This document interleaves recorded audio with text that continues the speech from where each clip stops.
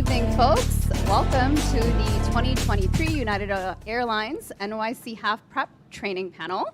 This is our first training panel of the season, and this is the first time we're back since the 2020 United Airlines NYC Half. So we're so glad to have you here in person and on the live stream on our Facebook pages for New York Roadrunners, as well as the NYC Half Facebook page, and also the New York Roadrunners YouTube page.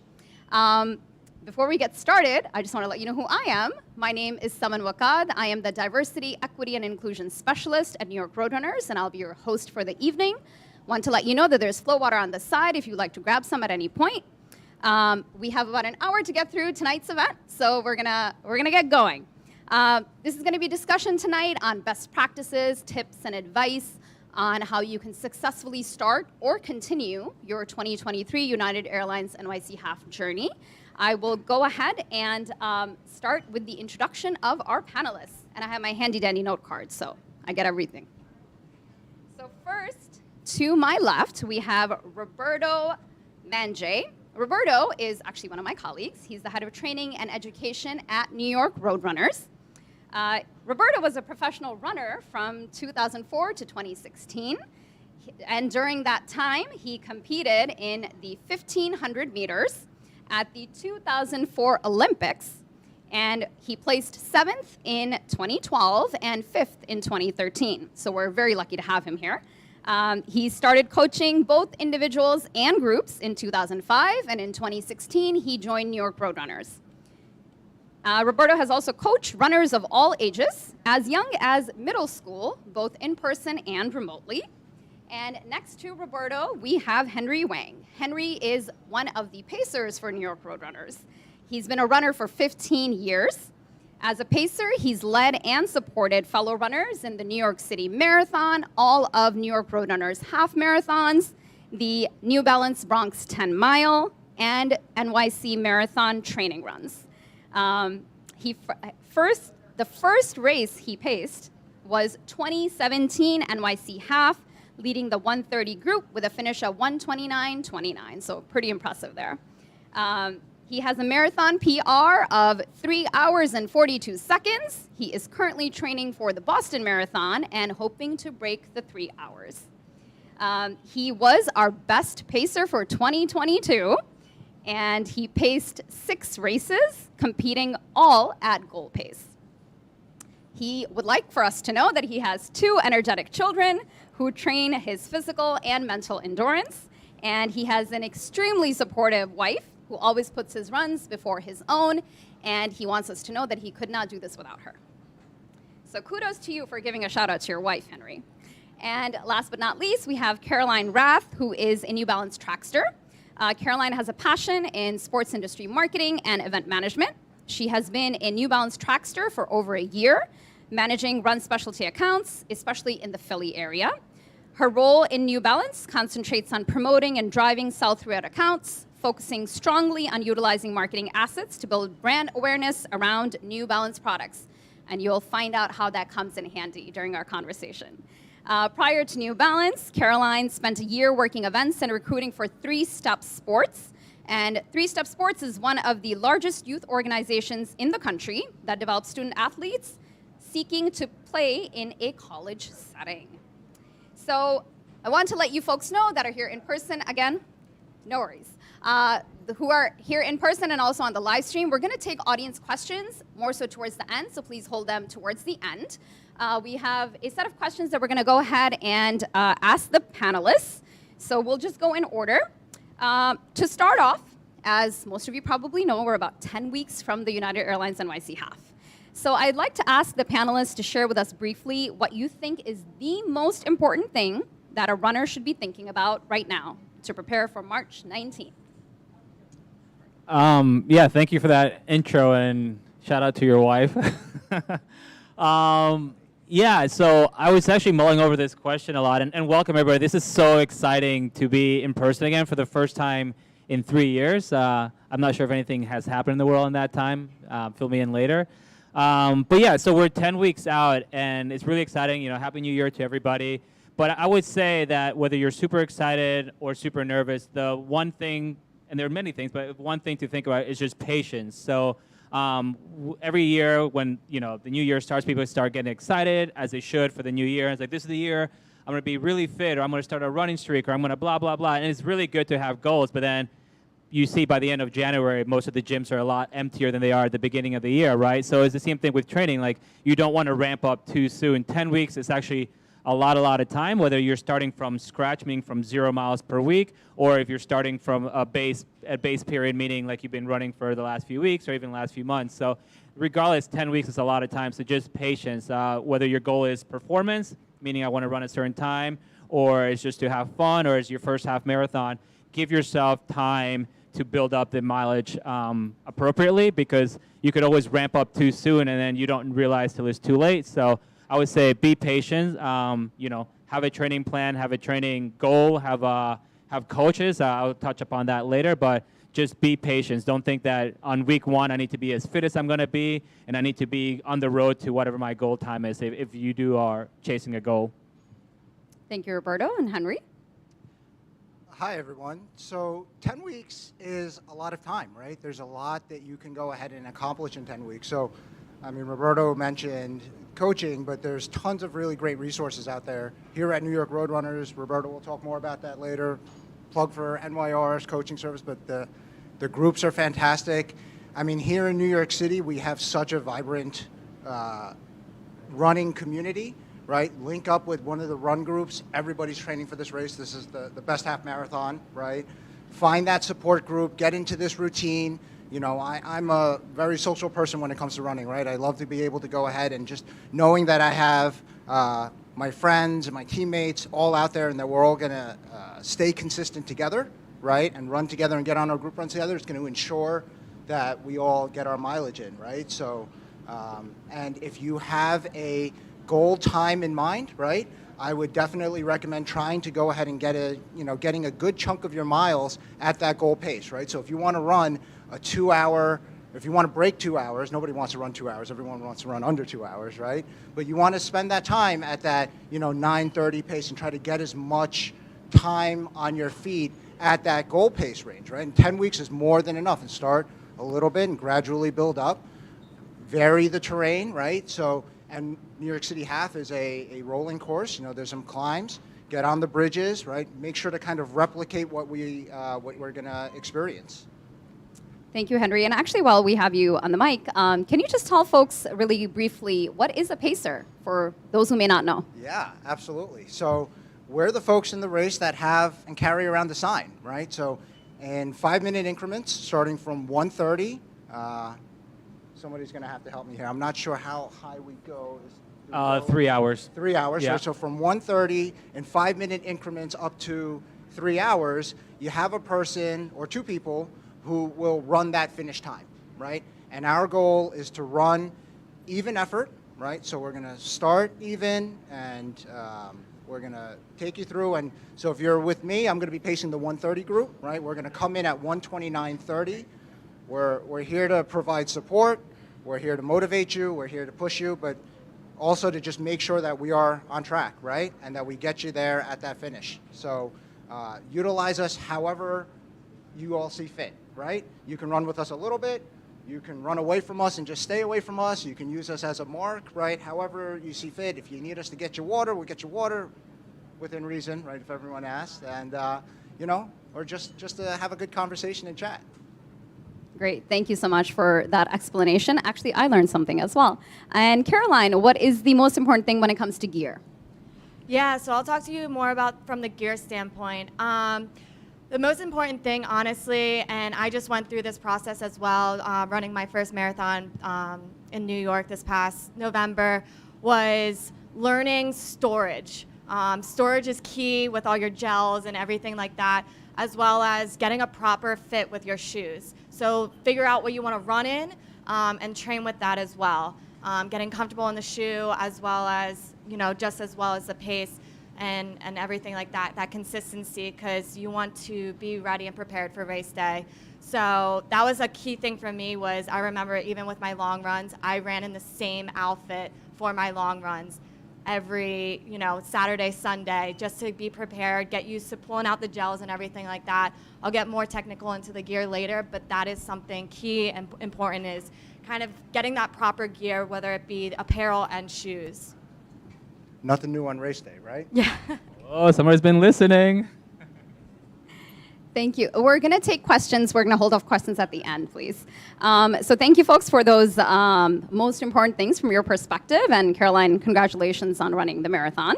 Next, we will move into some of the basics. So what should a current training plan look like 10 weeks to race day? And Roberto.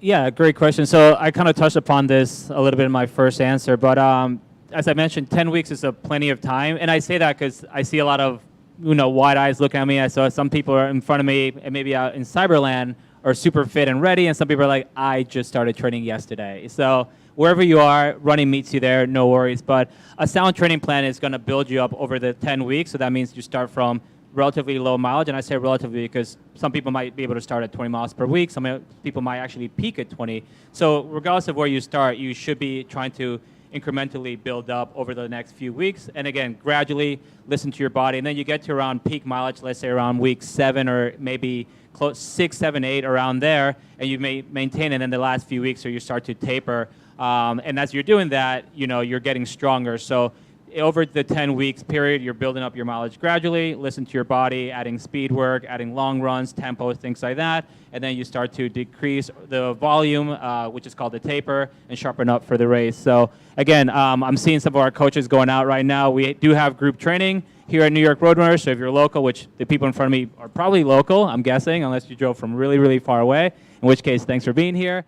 And then if you're watching us virtually or you're not local, we do have the coaching lab as well. So that'll help you train virtually from anywhere in the world. And obviously, group training, we have that going on in Manhattan, which they're heading out right now as we speak from the front and the back. But we're also in Brooklyn and Queens as well. But getting together with a coach, as you mentioned earlier, is really a great thing, or a run crew, because they're going to help guide you, going to help get you out the door. It's been pretty good weather lately, so I can't complain. But I know on those cold winter mornings, it's usually a little bit difficult to get out the door, and that's where it helps to have that accountability from group training, from run crews, and things like that. Thank you, Roberto. And where can folks find more information on coaching lab and group training? At our website, www.nyrr.org, folks. I wish I could just do magic like, is right here. But yeah, at our website, nyrr.org. Otherwise, yeah, come up to myself or my colleague Steve after the talk, and we'll be more than happy to answer any other questions. Great, thanks so much. And Henry, what are the basics when it comes to pacing that folks should be focusing on? So I think it's really important that when you have a goal in mind, right? So 10 weeks out, listen, if you already have a goal in mind, that's great. So then you know what your target is going to be. Specificity is key, right? If you want to go under 2 hours, like I said before, you want to spend a good chunk of your time at that pace, right? While you're training and building up, like Roberto had mentioned. You want to be consistent with this one right over here. I think that one of the things really in these 10 weeks too, especially if you're just starting out, is making sure that whatever expectations that you're setting for yourselves is realistic, right? If your runs are really hard to do because of just schedule-wise, right, you might want to consider finding a different time, right? It really shouldn't be a burden or shouldn't be a chore. You should really enjoy it. Running is great. It's fun. It shouldn't ever be stress, right? So I really want to go ahead and just kind of suggest that you go ahead and you make running work for you, right? Make running work for you and make it fun. I really like that. I'm gonna try to remind myself of that when I'm struggling. And then Caroline, tell us about the basics, and I think you were gonna go a little bit more in detail about gear, right? Yeah, so I'll start getting a little bit more detail. Can everyone hear me? Or can I use, okay, perfect. So with gear, especially now, I know there's a lot of questions about, like, it's getting cold outside. What do you wear? How can I, carry my phone, my keys, all of that stuff. So New Balance, we have two different umbrellas in terms of technology. We have what's called like Regulate and then also Protect. So MB Regulate is basically just, maximizing your body's normal thermal regulation system. And so what that means is basically any gear you wear in terms of our MB Heat, MB Dry, and our MB Ice, which is under our Regulate, MB Regulate, that's going to, the MB Heat, that's going to keep you warm, as well as wick away that moisture, so again, AKA sweat, so to allow you to feel cool but not overheat. And that just comes from the natural body regulation. As well as our MB Ice is gonna allow you to keep cool, so that nice airflow, that breathability. And then our MB Dry has that moisture wicking, that fast drying technology, as well as just like our airflow. So it's gonna, keep you fast, keep you cool, keep you dry, but also keep you warm. So just for terms of what are my favorite, in terms of the winter, this is our Impact Run Heat Tight.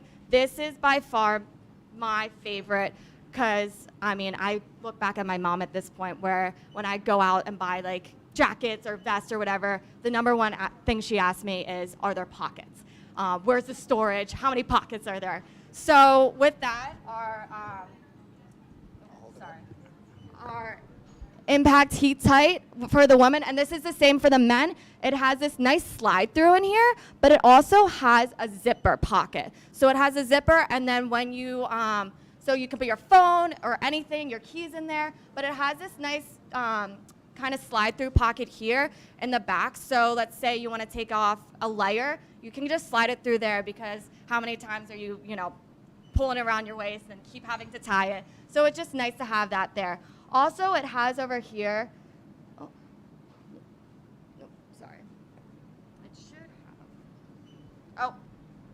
in the men's, it has like a nice little side pocket there. Also with the men, it has zippers on the bottom for you guys. And then also right here, it has reflective foxing. So, as it's dark out, in the morning, at night, you have that reflectivity, which is really, really nice. Another legging that's my favorite is that a Q-Speed. It does have that zipper pocket. It doesn't have that slide like the Impact, but it does have that zipper pocket. And then with Q-Speed, it just has a bit more of that like airflow and that cooling effect on it. But these two are my favorite to wear for the winter and training. I go in and out of those. And then, I know it's been hot. I know yesterday was 60 degrees. Today's 50. Who knows what the weather is going to be? Honestly, with the New York Marathon, 70 degrees, humid. I don't know if you guys were around for that one, but it's the same with the spandex. It has that side pocket as well as the back here, and so it's just it's the same thing but a spandex. It's also the same for men, but this is my clothing, so. I have that. And then what's nice, I actually wore these for the marathon. I wore this, and it just has a nice side pocket, and then I wore a fanny pack. So that's it for the, in terms of like our bottoms. And then for the top, this is our heat grid. Heat grid is going to be what's great in terms of our like coldest weather gear, if you can think about that. It has a nice side pocket, but it also, like I said, with the heat grid, it's going to get you through that cold weather, keep you warm, but then also wick away that moisture, sweat, but also keep you warm during our cold months. And then it also has reflective foxing as well, which is really nice. Lastly, this is our Impact Heat Run jacket. This is by far not only like great looking in terms of after your run, you can just go and shop around if you want, but it truly keeps you warm. It also has, also water resistant. So anytime you see something on our tag that says Defy, that's resistant, and then Proof is proof. So waterproof or windproof or anything like that, Water Defy. And then it also has reflective foxing. It does have a lot of pockets as well. So the storage space, our Impact line is the best for storage. So if you do love the storage and you're looking for that and you're trying to train with gels and all of that, get your phone, get used to that, which I highly recommend, training with everything you have from the start. Impact is the way to go for storage, that comfortability, and that space. So these are my top choices for just cold weather gear as we're getting into the cold months. But like I said, you never know what conditions you're going to get. So what's also nice is within that storage in the pockets, you do have a lot of different areas to store your gear. Thank you, Caroline, for that great breakdown and for bringing samples. I know it's probably self-explanatory to the people that are on site, but I want to acknowledge the folks that are on live stream and might watch the recording later. Where can folks go to find these items such as these, or ask questions or try them on? Yeah, so like I said, I am a New Balance Tractor, so you can go follow us. We kind of give reviews about different materials and shoes as well. So NB Tracksters, that is our main page, and you can follow us along through different journeys as well as picking up gear right here. NewBalance.com has all of the gear. So just any New Balance store, different running account stores that you might go into as well, they'll have the gear. Awesome. And about NB Trackster on NB Tracksters. You can look at us through Instagram and stuff like that. We have an Instagram account. That's kind of, we give just different updates, but it's just fun because just like me, there's 20 of us from in all different cities that, you can learn a lot. We breakdowns of shoes and tech clinics on shoes as well. So that's a great page to get reference from. Awesome. Thank you so much. So I just want to see by a show of hands, how many folks here are running a half marathon for the first time? Okay. Pretty awesome. Thank you for being here. And then how many of you are running a half, the 2023 United Airlines NYC Half for the first time? Okay. That's quite a few of you here. So we have a question related to you folks.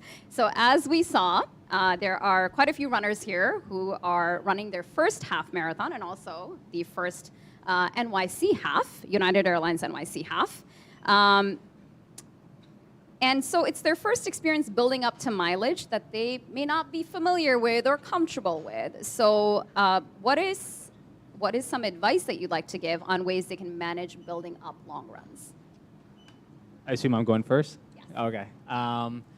Yeah, well, first of all, congratulations for, taking a step in the first journey. I will say it's pretty addicting, so it'll be your first, and then it'll just be like a gateway. Before you know, you'll be doing other half marathons, and then maybe the grand jewel, the marathon. But yeah, for this race, it's really exciting. It's one of our biggest half marathons between that and the Brooklyn one, but it's also after the marathon, it's our most international field. So it's awesome because we start in Brooklyn, we end here. So there's a lot of, obviously, local flavors to the neighborhoods that we run through. And again, a lot of New Yorkers are out, but then similar to the marathon in a slightly smaller scale, barely at that, we get a lot of influx from, our running mates from overseas. So it's really cool half marathon because, again, a lot of the energy comes in. So, but that's for later.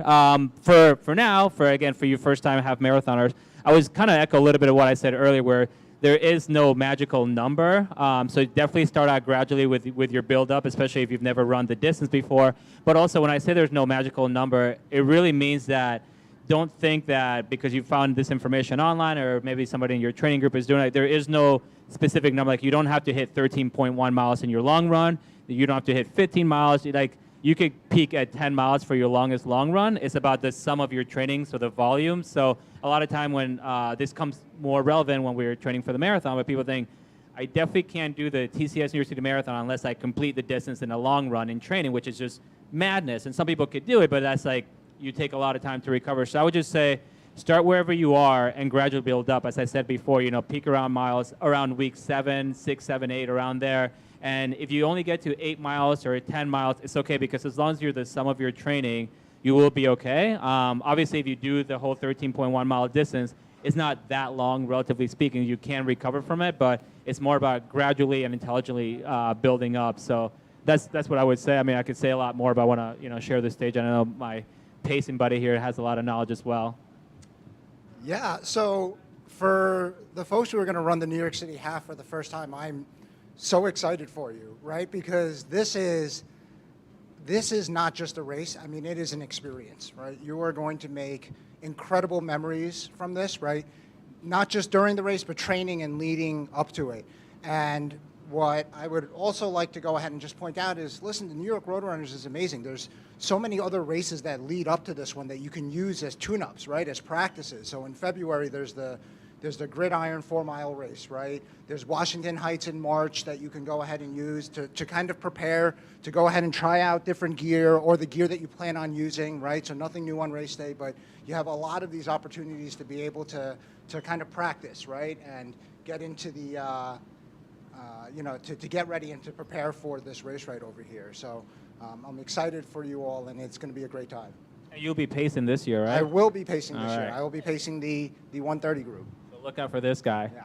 So if you want to break 130, be here. Henry's your person to go to. And then Caroline, we cannot predict the weather, right? No.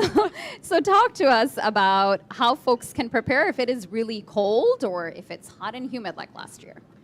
Yeah, so like I said before, kind of giving that description with the gear, just try things out. Honestly, I think it's a trial and error process. Some things work for others and some things don't. So I think it's kind of your own customized experience for the run and what works for you. But I would say for me, again, going back, I feel like it's like embedded in my brain, storage. Storage is kind of like my number one key point, and where you find that. Also practicing, again, like picking out the gels. But for cold weather, I think the best is our heat grid option.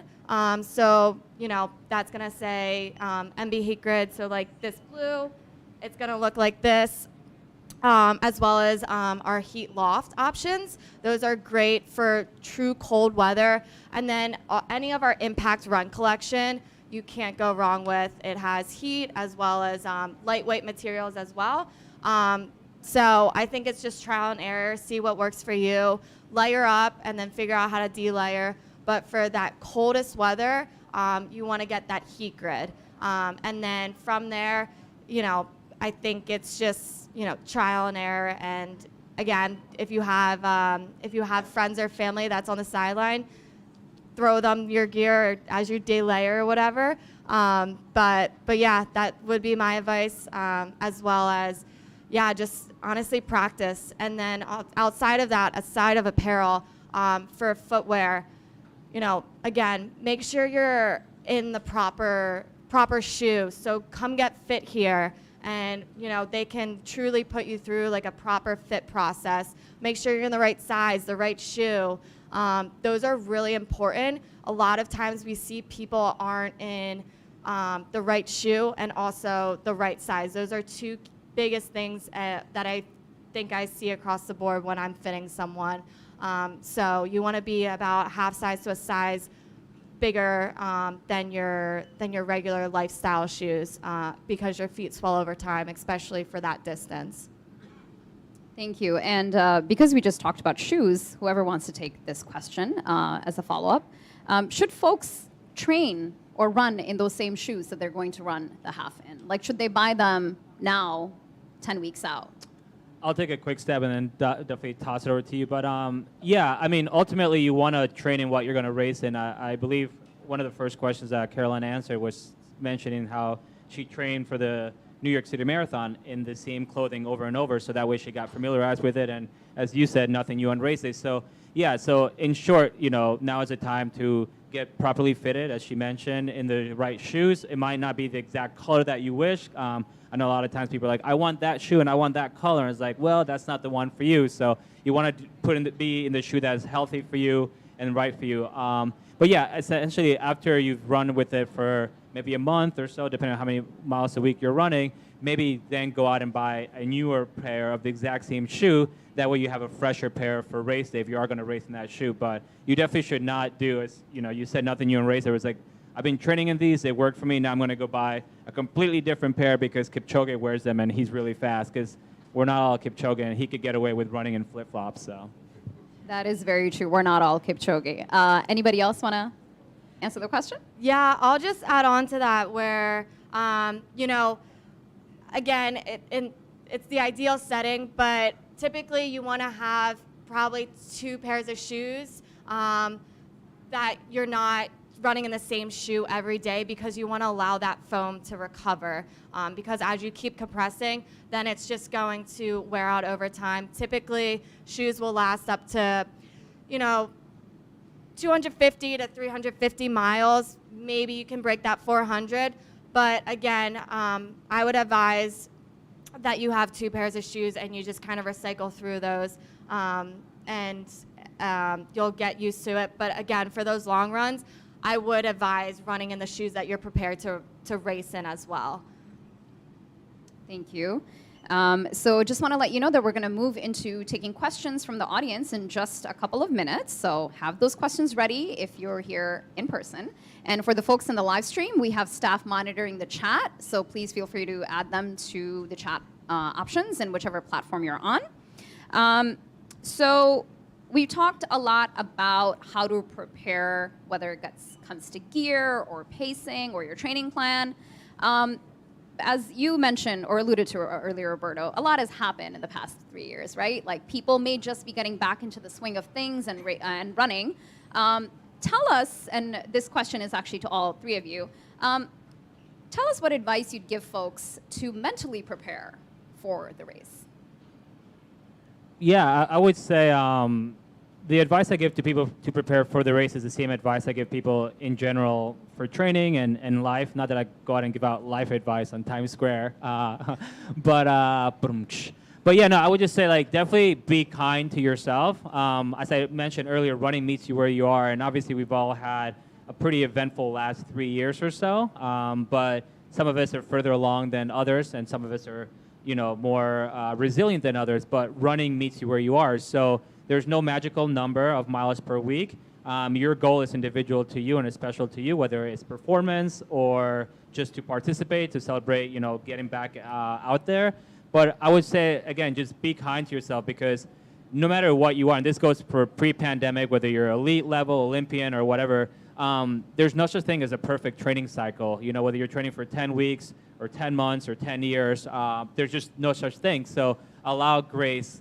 There's going to always be some great days and some bad days. I know that when I was training professionally, I had some long runs where I was like, bring on the world. And then the next week I'd have some long runs where I was like, I should retire. So it's just like, it's the ebb and flow of life, it's the ebb and flow of training. So again, for you, first time half marathoners, or even people new to running, allow grace. Know that there's going to be some good days and bad days. And then, for people in the audience and at home who've run a marathon, it's the same thing when you're doing a marathon or a long run. Like, there's bad patches. So if you know that there's going to be a bad patch in training or in a long run or in a marathon, you know that you could always overcome it. You just have to stay the course. So believe in your training, listen to your body, and again, be kind to yourself, because running will meet you where you are. And that's kind of the advice I just for training and also for race day. Yeah, and to really kind of just continue that notion, right? We do this to have fun, right, folks? Like, Roberto was putting food on his table at one point, right? But for us, this is what we do for fun. This is recreation, right? This is a time to go ahead and hang out with your friends, challenge yourself, right? Push your limits. But you have to have fun. And if you're really getting stressed out about it, take a step back, right? It's okay, it's okay to take an extra day off. It's okay if you're not hitting your splits or you're not hitting your mileage. It's fine, right? It's about having a good time. It's about going ahead and learning something about yourself, right? And learning how you can challenge and push yourself and set new goals. And there's going to be another race, right? This race is going to happen next year, and then you could keep building from this one right over here. I think really, one of the things that I would say is just set up the foundation, right, to keep going, to live a healthy lifestyle, to have fun, and to keep pushing and challenging yourself. Yeah, I'll just echo all of that, as well as, listen to your body. That was something truly that I really did when I was training for the marathon. I do not come from a running background, so it was just a really cool experience. So really take it all in. I remember finally, like, after I hit, 18 miles, I was like, oh, wow, this is incredible. Obviously, you guys aren't training that many miles right now, but that was just a really cool experience for me, something special. It does go in and out, but don't be hard on yourself. But just really listen to your body, enjoy the process. If you have a running buddy, just enjoy spending that time together as well. Take it all in and just enjoy the experience. But yeah, I had so much fun, and you know, I feel like this is the first time I probably outwardly say it, but like I definitely caught like a little bit of a fever. And you know, my sister and I were running the Philly Love Run in March, so I'm right there with you guys training as well. So just enjoy it and know that everyone else is out there with you and supporting you. We love to see people catching the running fever. I hope that's not an actual fever. Thank you so much for all of that, all those bits of advice. Very important. Mental health is important in general in life, and more so even when you're training for something and trying to hit a goal. Any last bits of advice that anyone wants to add before we open up the floor for questions? Yeah, the only thing I somewhat forgot to mention is also believe in yourself.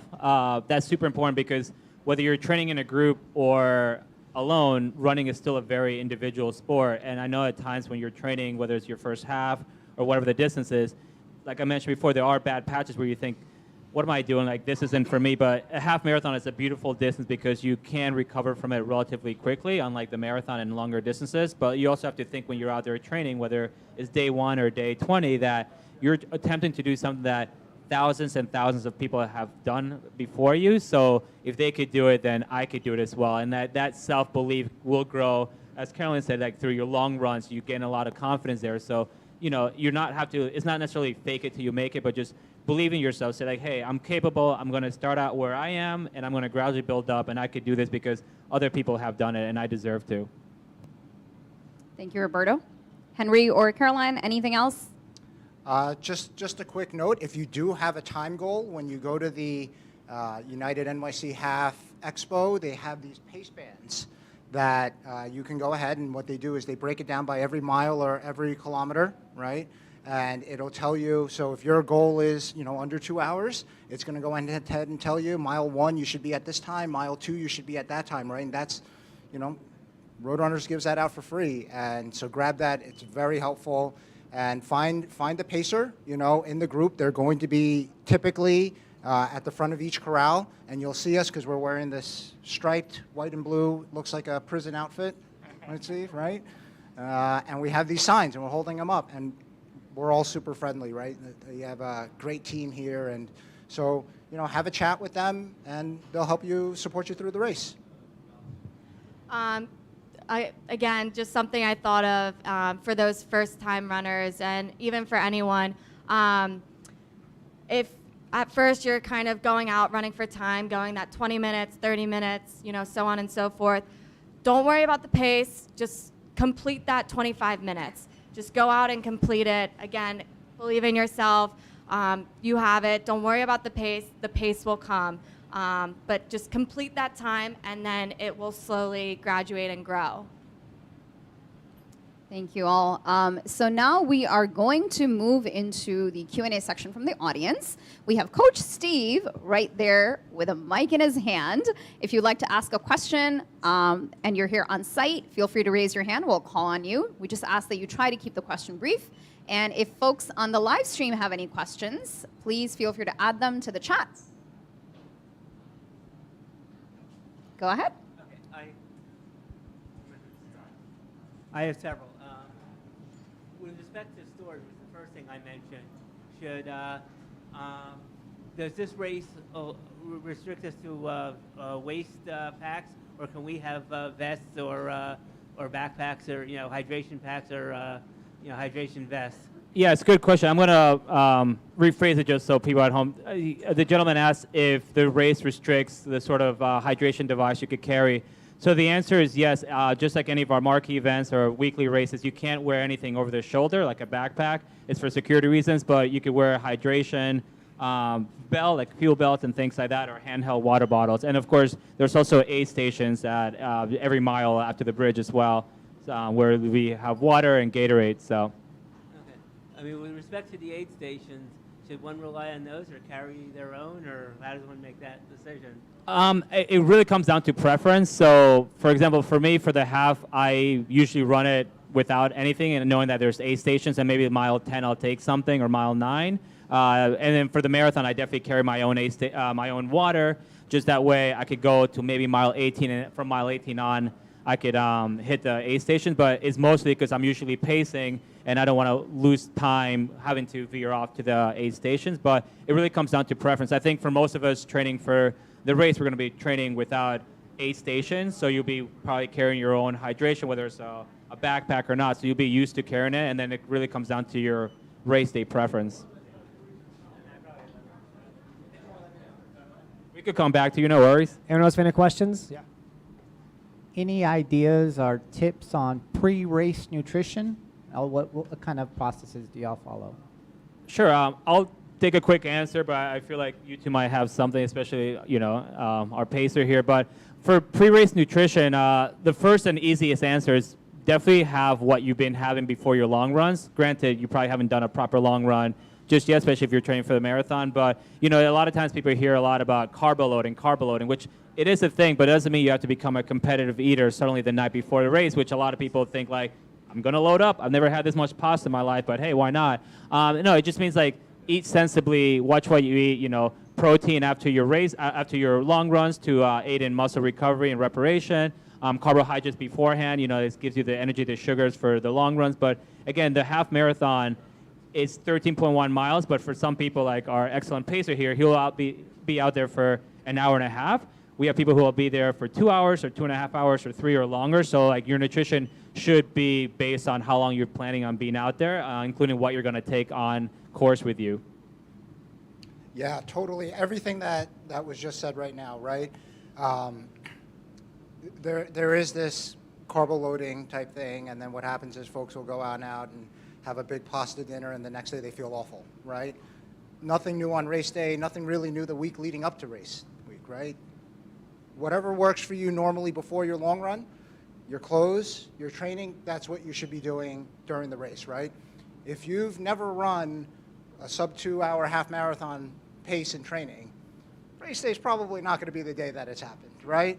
And if you've never had 2 or 3 plates of pasta before a run, probably shouldn't be doing it, right? So nothing new on race day is going to be that's like the self-sabotage, shooting yourself in the foot right over here, right?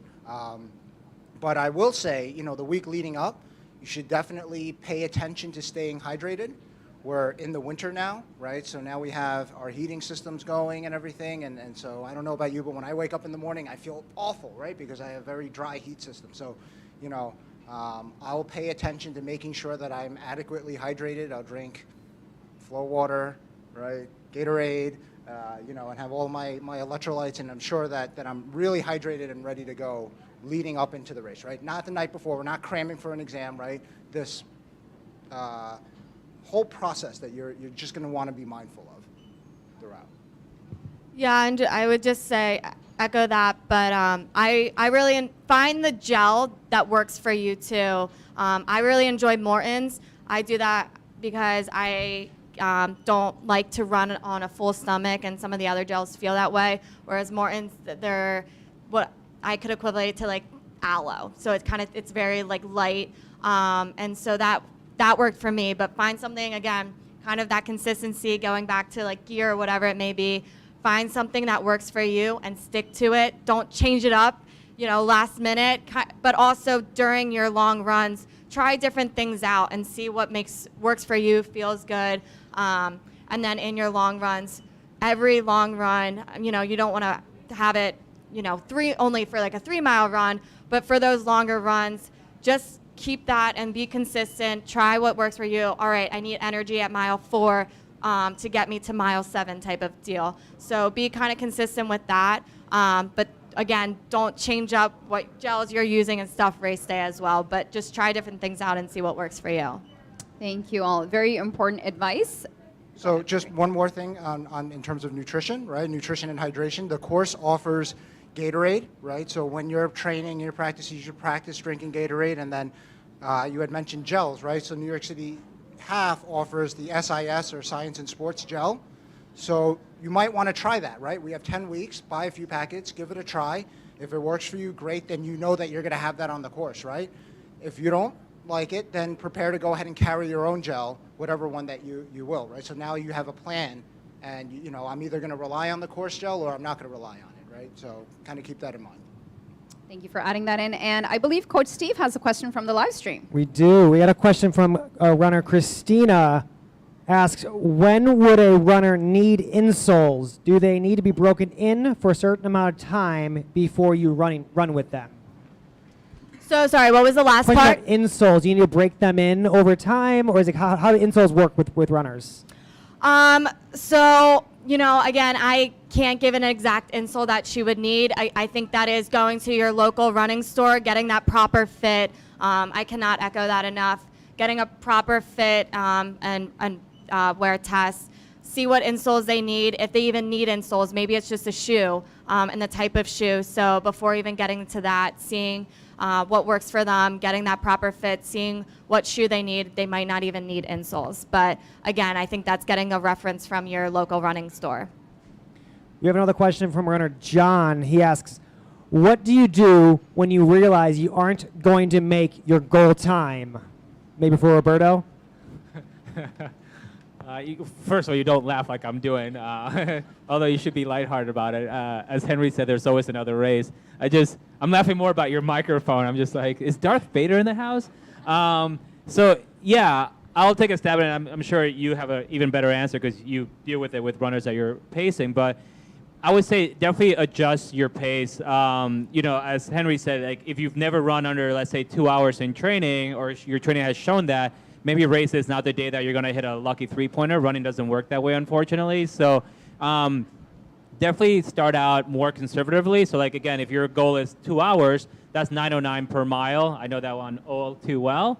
So maybe start out a little bit slower, like 9:15, 9:20 or so, because if you start out relatively speaking slow, you could always make up for it by picking up the pace later on. But if you start out too fast, you could only go in one direction, which is backwards, and start losing time. So if you get to maybe halfway in this race, which means you're around the United Nations building or just past or just around that area, or you know you're around 42nd Street and you still feel good, then you can start to pick up the pace. And of course, if you are seeing that you're behind pace, then just slow down, because if you start to push it, you're only going to start losing time quicker and quicker, and then really unfortunately get discouraged. So just start out more conservatively and then see where you are at halfway and do a check-in. So one of the cons to the pace group, I will say, is if you do start falling off the pace and then you kind of see your goal time running away from you, right? And then in the back of your mind, you know that 5 minutes behind you is the next pace group coming to kind of chase you down, right? If you enter that point, one, I mean, you should go into the race having a couple of goals, right? An A goal, a B goal, and a C goal, right? Sometimes it's just not your day. That's okay. Brooklyn Half is just 2 months away, right? You'll have another opportunity. So utilize this time to go ahead and learn what happened, right? Make note. Did I go out too fast? Did I not take a gel, right? You know, was there, you know, when I left Prospect Park, did I take that hill a little bit too hard, right? Now I'm paying for it. Should I have paced myself a little bit better? Or, you know, look, maybe it's environmental. Maybe there's a really stiff headwind. Maybe there's weather, right? But at that point, before you give up, I would say, take it and break it down, right? You're at mile 8. Listen, I just want to get to another quarter mile, right? I just want to stay strong another quarter mile, and let me regroup from there, right? I'm going to go another quarter before I give up. I'm going to go one more. And then before you know it, you're at mile 9, right? And then you say, all right, let me do another half, or let me get to that goalpost or something. Just break it down. Don't make it this big, daunting, wow, I have 6 more miles to go, or I have 10 more miles to go, right? Break it into segments and handle and control what you can, because maybe you won't hit your peak goal, but you'll learn something about yourself, right? And you'll learn another level of grit or another level of perseverance that you might not have known, right? If you know that it's just not your day, listen, have a great time, enjoy it, it's still epic, and then start planning out the next race for kind of redemption, right? To go ahead and get it there. Thank you. And since you mentioned the Brooklyn Half, I just want to say applications close next week. So if you want to run another half 2 months later, make sure you get your applications in. I believe Coach Steve has another question from the live stream. The live stream is blowing up here, guys. We have another question from Sarah, and Sarah says, I always go out too fast no matter what in races. How do I prevent going out too fast? Maybe for Henry? Run with your pace group, right? So Mic drop. So, just as a note for everyone here and everyone watching too, NYC Half tends to start out a little slow anyway, right? Where we start in Prospect Park, we make that, we're in the transverse, we make that left turn, and it's an uphill. The first portion of the course is uphill, right? And we're all in there together, right? So it's typically a slow start anyway. So if you know that, hey, I always start off too fast, right? If you find yourself weaving around people, right? Running extra long tangents because folks are ahead of you and everything, like, chill, take a breath, right? It'll open up once we exit the park, right? And there's that Flatbush Avenue is ripping downhill. That's the fastest part of the course right over there. You'll make up any time right over there, right? So just sit back, right? You know it. You know you always go out too fast. Hook up with the pace group. Take it easy up the hill in Prospect Park, and you'll be good to go. We have a question from the audience here. Hold on one second. Steve's gonna. Oh, sorry. We'll get to you in a second. Go right ahead. Any tips on running in the mornings? I'm usually running in the evenings from last few weeks, and whenever I try to run in the mornings at 8 a.m., 9 a.m., I usually find it difficult. I don't feel my body is warmed up enough to just wake up and get going. So any tips on that, how to warm up efficiently before the run? It's a great question.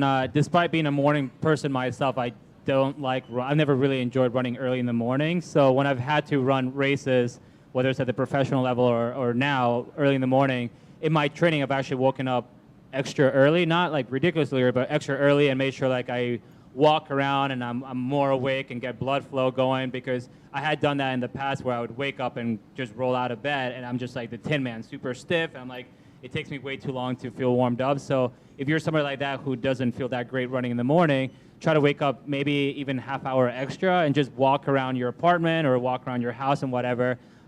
Just get the blood flowing a little bit. That way your body's more awake and more prime once you actually do start running. And even then, once you start running, start really slow, and gradually as your body really starts to wake up, you should feel a little bit better. And then over time, the more you do that, the more your body gets used to it. So then you might not have to wake up half hour early extra each time, and you'll be, more accustomed to it. Because the body is such a creature of habit. That's how you get people who I run 100 miles a week. Like, they weren't born running 100 miles a week. They just build up to it, and their body got callous and used to it. So Thank you. And I believe we have one more question from the audience right here. Thank you, guys. Just a quick question. What is your favorite mantras when you're running? Long distance, you lose your...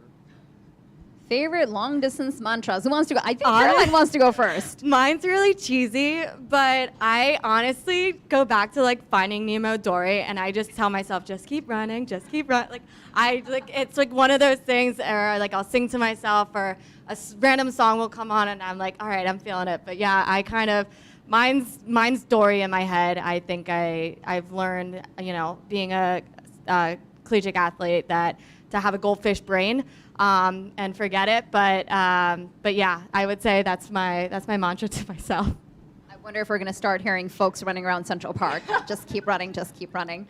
Henry or whoever wants to go first. So when I'm pacing, especially, I don't have a mantra. I'm doing a lot of math, and usually pretty poor math, but. So I don't really have a running mantra, but I like to just keep running. I might adopt that one right over there, make that mine as well. I will say his math can't be that bad because he just won Pacer of the Year for us. So shout out to you again. Yeah, I would say for me, I have two, but I guess if I have to pick one, it's been one for a long time. That is, hard work beats talent when talent doesn't work hard. And that's just coming from the running background that I came. I got to see that people who are so talented. I just started running yesterday for the first time, and I run under 5 minutes for a mile. I was like, oh my God, how's that possible? But so people started at different platforms, but if you work hard and smart, you could actually bridge that gap. And that's something that for everyday citizen runners is something really good to adhere to, especially when you're training. Train hard, but hard doesn't mean Rocky IV montage hard. Hard means smart, intelligent, listen to your body. And if you do that, you could really bridge the gap to people who are maybe more talented than you. Thank you. I feel like this is such great life advice that we're getting here, not just running advice. Coach Steve, do we have one more from live stream, or any questions from the audience? That is the last question of the night. This is a technical one. Mantra would have been much better to end on. What is the difference between a fartlek and an interval when you're doing those runs? Great question. So I'll define what fartlek is for people who are maybe not familiar with it, other than funny sounding word. Fartlek is essentially the Swedish word for unstructured intervals, and they're mainly were created to be done away from a track, on a road, on a trail, whatever, and they're usually just, primarily time-based. So it's like a fartlek might be like, I'm going to run hard for 1 minute, and easy for 1 minute, then hard for 2 minutes, and easy for 2 minutes, or easy for 1 minute. It's called speed play in Swedish. So that's a fartlek in layman's term.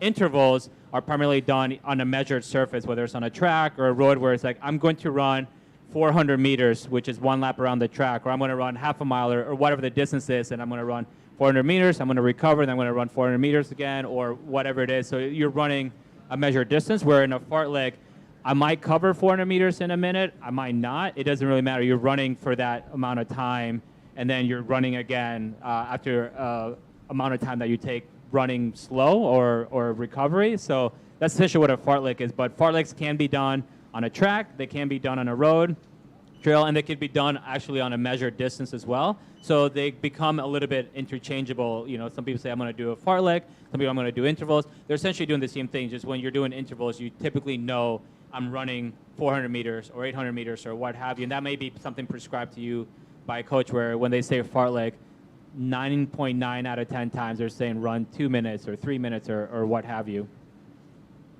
Thank you. So we want to be respectful of everyone's time here. We're about at the 1 hour mark, I believe.